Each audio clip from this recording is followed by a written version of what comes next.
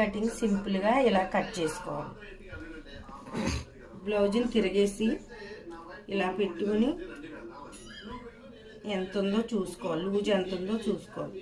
కరెక్ట్గా 8.5 లూజ్ ఉంది, 8.5 తీసుకోవాలి.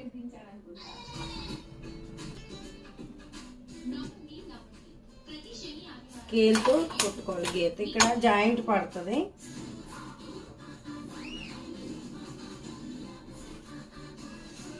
పొడవు ఎంత ఉందో చూసుకోవాలి.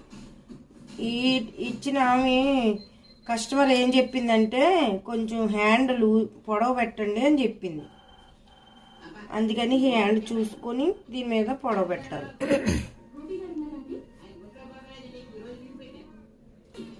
ఈ హ్యాండ్ వచ్చేసి 7.5 ఉంది, అంటే 9 ఇంచులు పొడవు పెట్టాలి. 1 ఇంచు పెంచమంది. ఇది 7.5 ఉంది, అంటే 8.5 వస్తుంది. నేను కుట్లుగా అది కలిపి 9 ఇంచులు పెట్టుకున్నాను.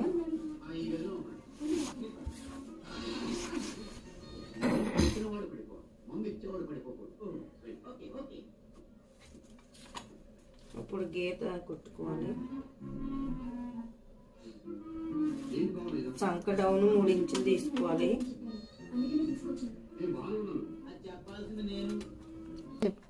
సంక డౌన్ తీసుకోవాలి 3 ఇంచులు.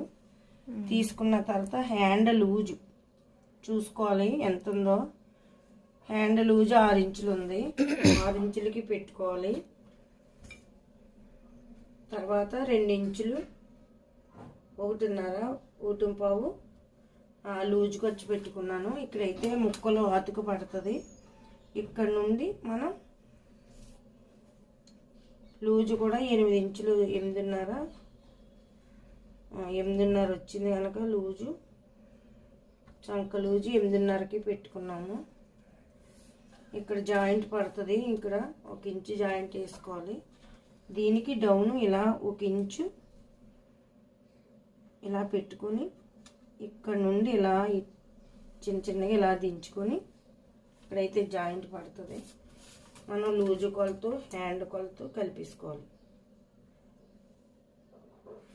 ఇలాగ